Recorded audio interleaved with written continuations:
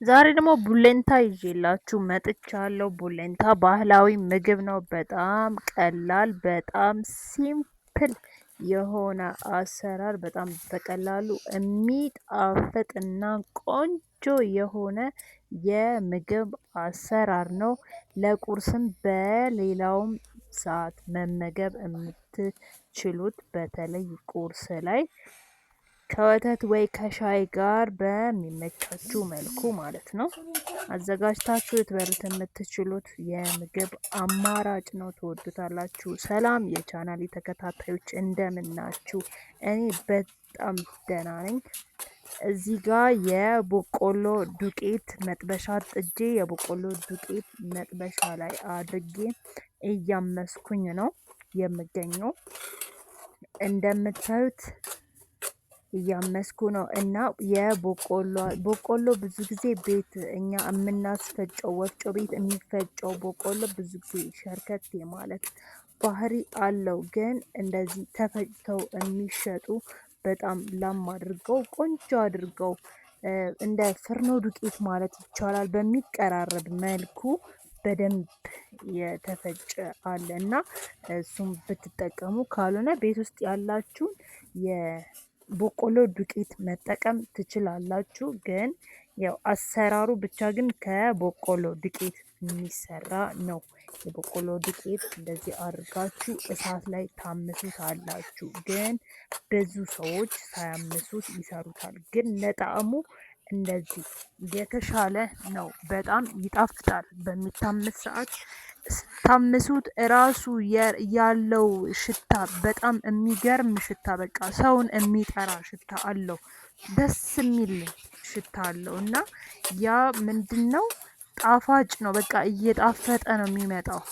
ገና ሳይሰራ በቆሎ በሚታመስ ሰዓት ብቻ የሆነ የሚሸተው ሽታ ራሱ ሊጣፍጥ እንደሚችል ይነግራችኋል። እና አምሱት። እንደዚህ አድርጋችሁ ሳይቃጠል እሳታችሁን ቀነስ ስታደርጉና በዚህ መልኩ እንደዚህ የበቆሎ ዱቄት መታመስ ሰፋ ያለ ነገር በመጥበሻም በሰፊ ነገር ምጣድም ላይ ሊሆን ይችላል፣ ብቻ መታመስ ይኖርበታል። እንዳያርባችሁ ጥንቃቄ እያደረጋችሁ እያገላበጣችሁ እሳት ያልደረሰውን ፓርት እሳት እያስነካችሁ ምናምን ነገር እንደዚህ መታመስ ይኖርበታል። ታምሱታላችሁ በደንብ ማለት ነው። ከዛ ያው ለምንድን ነው ይህን ሁሉ ፕሮሰስ?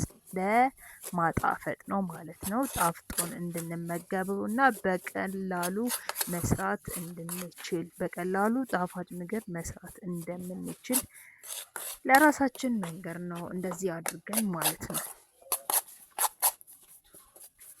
እንደዚህ አድርጋችሁ ከሰራችሁ ምንም የማይጣፍጥበት ምግብ ምክንያት አይኖርም። ይጣፍጣል። በጣም ነው የሚጣፍጥ እና ደግሞ ቀላል የሆነ አሰራር ነው። ምንም አይነት ውስብስብ ያላለ ማለት ነው። እና ይህንን ምግብ ሲሰሩ ብዙ ጊዜ የተለያየ ነገር ይጨምራሉ። እኔ ግን በቀላሉ በጣም በትንሽ ነገር ነው ላሳያችሁ ያሰብኩትኝ ማለት ነው። ሽንኩርት ታደርጋላችሁ፣ በዘይት ትጠብሱታላችሁ። ልክ ለሌላ ምግብ ቁሌት እንደምትሰሩት ማለት ነው። እንደዛ አድርጋችሁ ጎመን የሚጨምሩ ሰዎች አሉ፣ ቦሎቄ ምናምን የሚባሉ ብዙ ነገሮች እና እነሱን ጨምሬ ሌላ ጊዜ ሰርቼ አሳያችኋለሁ። እኔ ግን ዛሬ በዚህ መልኩ ነው ይዤ የመጣሁት። ቤት ውስጥ ባለኝ ግብአት ለምን እንደዚህ አድርጌ አልሰራውም በሚል ተነሳስቼ እንደዚህ ልሰራው ችያለሁኝ ማለት ነው። በምታዩት መልኩ ልክ ቁሌት እንደምትሰሩት ቲማቲም አትጨምሩም። ሽንኩርት፣ ዘይትና ማጣፈጫ የምትጨምሩትን ቅመም እንደነ ቆንጆ በርበሬ፣ ኮረሪማ ያላችሁን ጨምራችሁ ቁሌታችሁን ታጣፍጡታላችሁ ማለት ነው። አጥፍታችሁ ትሰሩታላችሁ። ከዛ ፕሮሰሱ ያው እየሄደ ነው ያለው። በዚህ መልኩ እንግዲህ እናንተ ከሰራችሁ ምንም የማይጣፍጥበት ምክንያት የለም። ትወዱታላችሁ። ባህላዊ ምግብ ነው። በነገራችን ላይ የየት ሀገር ባህላዊ ምግብ እንደሆነ ኮሜንት ላይ ብትጽፉልኝ እጅግ በጣም ደስ ይለኛል። እና ለቤቱ አዲስ የሆናችሁ ሰዎች ደግሞ ሰብስክራይብ አድርጉልኝ፣ ላይክ አድርጉ፣ ኮሜንት ጻፉልኝ። እና የየት ሀገር ባህላዊ ምግብ ይመስላችኋል? ግን ባህላዊ ምግብ ነው ብያችኋለሁኝ። እና እናንተ የምታውቁት ጎመንና የተለያዩ እንደነ ቦሎቄ ምናምን ያሉ ነገሮች ተጨምሮበት ሊሆን ይችላል። በዛ መልኩ ሰራላችኋለሁኝ። አሁን ግን ቀለል ተደርጎ በዚህ መልኩ መሰራት እንደሚችል እያሳየኋችሁ ነው ያለሁት። ነጭ ሽንኩርት ጨምሬያለሁኝ። ነጭ ሽንኩርት በዛ አርጌ ነው ከትፌ የጨመርኩበት፣ በእጄ ከትፌ ነው የጨመርኩበት።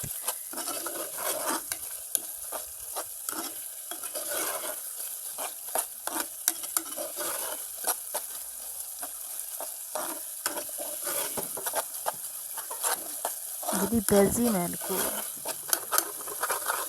ሽንኩርታችሁን ከጠበሳችሁ በኋላ እንደዚህ ውሃ ጠብ እያደረጋችሁ ድስት እንዳያርባችሁ ታበስሉታላችሁ ማለት ነው።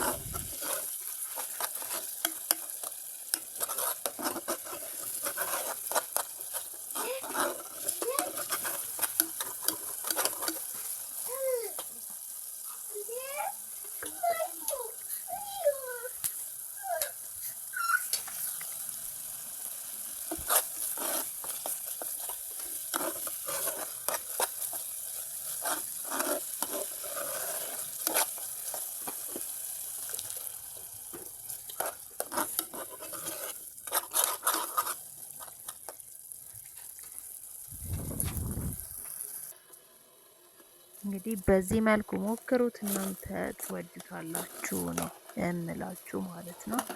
ደግሞም ትወዱታላችሁ። መጨረሻ ላይ ጿሚ ካልሆናችሁ ወይም ደግሞ ጾም ካልሆነ ቅቤ ካላችሁ መጨመር እንዳትረሱ። ቅቤው ነው ዋናው። ቅቤ በደንብ ይጨመርበታል። ካለው ይጨምራል። እንደዛ ነው አሰራሩ። ቅቤ በደንብ ትጨምሩበታላችሁ። አናቱ ላይ እላዩ ላይ ከማፍሰስ እዚህ ጋር ስልሱ ላይ ብትጨምሩበት የተሻለ ነው። የተሻለ ጣዕም ይኖረዋል። ወደ ውስጡ ወደ እንትን ውስጥ የመግባት ወደ በቆሎ ውስጥ የመግባት እንትን ያለው እዚህ ጋር ብትጨምሩበት ነው። እና ትንሽ ደግሞ የቀለጠ አዘጋጅታችሁ ከተሰራ በኋላ ካቀረባችሁት በኋላ ላዩ ላይ ማፍሰስ ትችላላችሁ።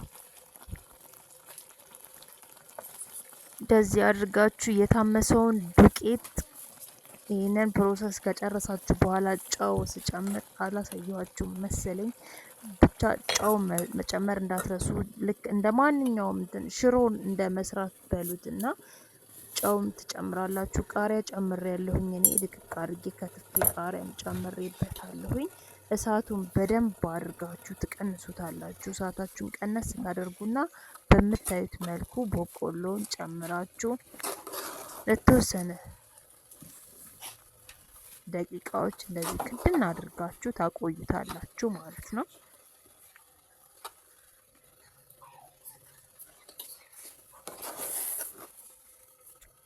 ትንሽ ከድናችሁ ካቆያችሁት በኋላ እንደዚህ ክዳኑን አንስታችሁ በደንብ አድርጋችሁ በማንኪያ ትፈረፍሩታላችሁ። በደንብ ሽት አድርጋችሁ ትፈረፍሩታላችሁ።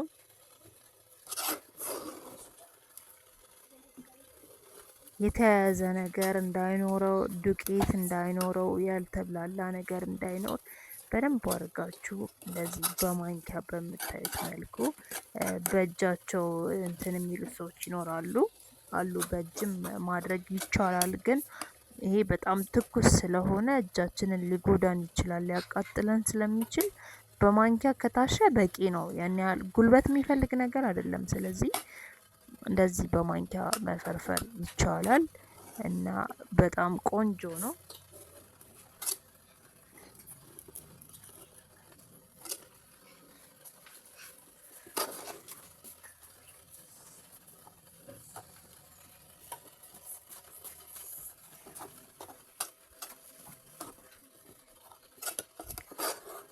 ለሌላ ጊዜ እንደነ ቦሎቄና ጎመን ያሉትን እንደዚህ የሚጨመሩትን ጨምሬ ይዤላችሁ እመጣለሁኝ። ግን በዚህ መልኩም ይሰራል፣ መስራት ይቻላል። በጣም ከደረቀ የሞቀ ውሃ ካላችሁ ትንሽ የሞቀ ውሃ ጨምራችሁ ወይ ያስቀራችሁት ስልስ ካለ እላዩ ላይ ጨምራችሁ ማማሰል ትችላላችሁ። ካልሆነም በጣም እንትን ካለ ከቦካባችሁ ደግሞ የታመሰ እንኳን ባይሆን በቆሎ ካላችሁ ሳይታመስ እንኳን ትንሽ ብትጨምሩበት የመጀመሪያው የታመሰ ስለሆነ ምንም አይነት ጉዳት የለውም፣ ችግር የለውም። ከሚቦካባችሁ ዱቄት እላዩ ላይ መጨመር ትችላላችሁ።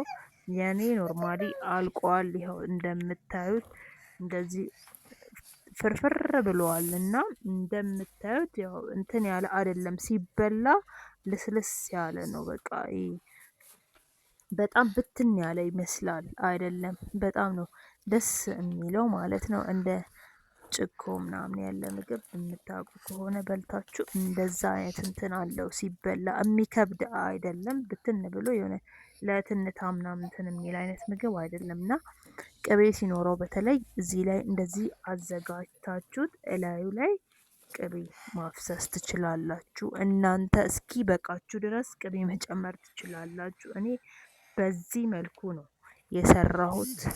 በቃ ይጣፍጣል። ምንም የማይካድ ነገር ነው።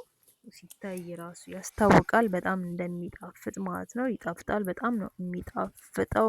ቆንጆ የሆነ የምግብ አሰራር ነው። ባህላዊ ምግብ ነው።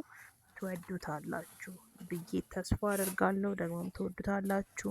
ለቤት አዲስ የሆናችሁ ሰዎች አሁንም ሰብስክራይብ አድርጉልኝ እና እዚህ ድረስ ስለተከታተላችሁኝ እጅግ በጣም አድርጌ አመሰግናለሁኝ። ቻው